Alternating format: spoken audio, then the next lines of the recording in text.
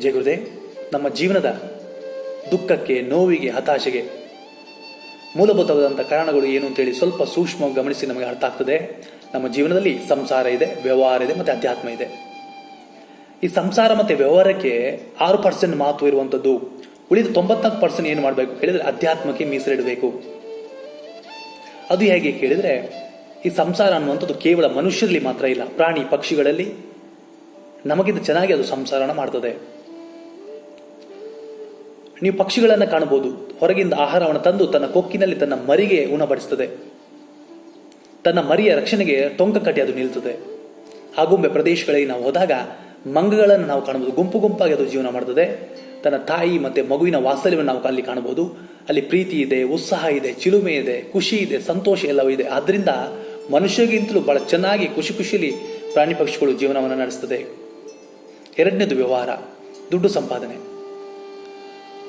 ಒಬ್ಬ ಕೂಲಿ ಕೆಲಸದಿಂದ ಹಿಡಿದು ರಾಷ್ಟ್ರಪತಿಯವರೆಗೆ, ಆಟೋ ಡ್ರೈವರಿಂದ ಹಿಡಿದು ಪೈಲಟ್ಗಳವರೆಗೆ ಏನು ಮಾಡ್ತಾರೆ? ನಮ್ಮ ಉದ್ದೇಶ ಏನು ಕೇಳಿದರೆ ದುಡ್ಡು ಸಂಪಾದನೆ, ಹಣ ಸಂಪಾದನೆ. ಹಣ ಯಾಕೆ ಬೇಕು ಕೇಳಿದರೆ ನಮ್ಮ ಹೊಟ್ಟೆ ತುಂಬಬೇಕು, ಹಸಿವು ನೀಗಿಸಬೇಕು. ಎರಡನೇದು ಯಾವುದು ಕೇಳಿದರೆ ಮನೆ ಕಟ್ಕೊಳ್ಬೇಕು.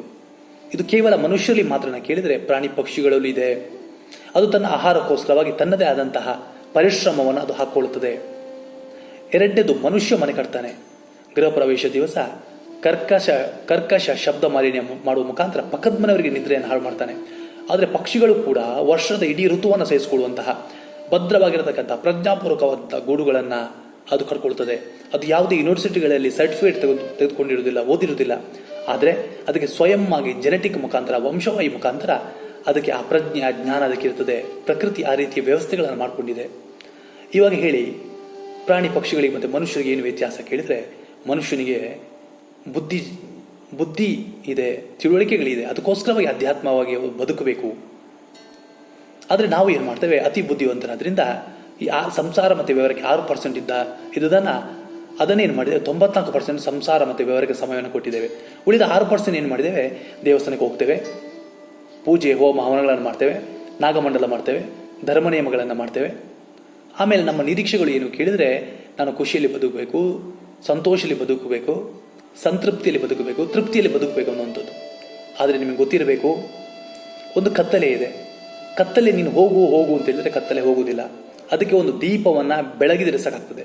ಕತ್ತಲೆ ಹೇಗೆ ಹಿಂದೆ ಸರಿದಾಗೆ ನಮ್ಮ ಜೀವನದಲ್ಲಿ ಗುರುವಿನ ಜ್ಞಾನ ಪ್ರವೇಶ ಆದಾಗ, ಅಧ್ಯಾತ್ಮ ಜ್ಞಾನ ಪ್ರವೇಶ ಆದಾಗ, ಧ್ಯಾನ ಪ್ರವೇಶ ಆದಾಗ ಅಜ್ಞಾನದ ಈ ಕತ್ತಲೆ ಏನಾಗ್ತದೆ, ಅದು ಹಿಂದೆ ಸರಿತದೆ.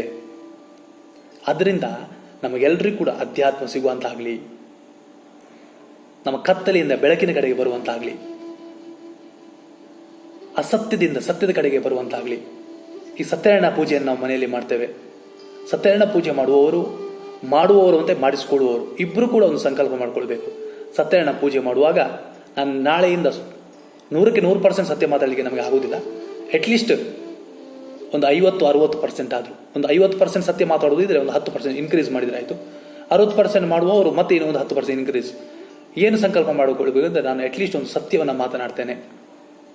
ಅದರಿಂದ ಒಂದು ಶಾಂತಿ ಮಂತ್ರ ಹೇಳ್ತದೆ, ಅಸತೋಮ ಸದ್ಗಮಯ ತಮಸೋಮ ಜ್ಯೋತಿರ್ಗಮಯ ಮೃತ್ಯೋರ್ಮ ಅಮೃತಂಗಮಯ ಓಂ ಶಾಂತಿ ಶಾಂತಿ ಶಾಂತಿ ಲೋಕಾ ಸಮಸ್ತ ಸುಖಿನೋ ಭವಂತು ಲೋಕಾ ಸಮಸ್ತ ಸುಖಿನೋ ಭವಂತು ಸಮಸ್ತ ಲೋಕಾ ಸುಖಿನೋ ಭವಂತು.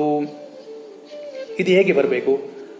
ಕತ್ತಲಿಂದ ಬೆಳಕಿಗೆ ಯಾವ ರೀತಿ ಸಿಗಬೇಕು, ಅಸತ್ಯದಿಂದ ಸತ್ಯ ನಮಗೆ ಯಾವ ರೀತಿ ಸಿಗಬೇಕು, ಅದು ಹೇಗೆ ಸಿಗಬೇಕು ಅಂತ ಹೇಳಿದರೆ, ಅಲ್ಲಿ ಗುರುಗಳ ಸಾನ್ನಿಧ್ಯ, ಗುರುಗಳ ಜ್ಞಾನ, ಅಧ್ಯಾತ್ಮ ಜ್ಞಾನ ನಮಗೆಲ್ಲರಿಗೂ ಸಿಗುವಂತಾಗಲಿ.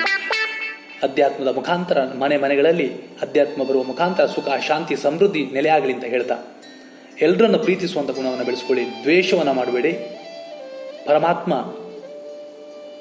ಎಲ್ಲರೂ ಕೂಡ ನಮ್ಮ ಹೃದಯದಲ್ಲಿ ಅವರು ನೆಲೆ ಆಗ್ತಾರೆ ಅಂತ ಹೇಳಿದ ನನ್ನ ಮಾತನ್ನು ಮುಗಿಸ್ತಾನೆ. ಖುಷಿಯಂದಿರಿ. ಇದರಲ್ಲಿ ಏನಾದರೂ ದೋಷಗಳಿದ್ರೆ ಕ್ಷಮೆಯನ್ನು ಕೇಳುತ್ತಾ, ಸತ್ಯ ಇದ್ದರೆ ಸ್ವೀಕಾರ ಮಾಡುವಂಥ ಮನಸ್ಥಿತಿಯನ್ನು ಬೆಳೆಸ್ತಾ, ಆದಷ್ಟು ಬೇಗ ಗುರುಗಳು ಅಧ್ಯಾತ್ಮ ಸಿಗಲಿ ಅಂತ ಹೇಳ್ತಾ, ಧ್ಯಾನ ಮಾಡುವಂಥ ಗುಣ ನಿಮಗೆ ಎಲ್ಲರಿಗೂ ಸಿಗಲಿ ಅಂತ ಹೇಳ್ತಾ ನನ್ನ ಮಾತನ್ನು ಮುಗಿಸ್ತೇನೆ. ಜೈ ಜೈ ಗುರುದೇವ್.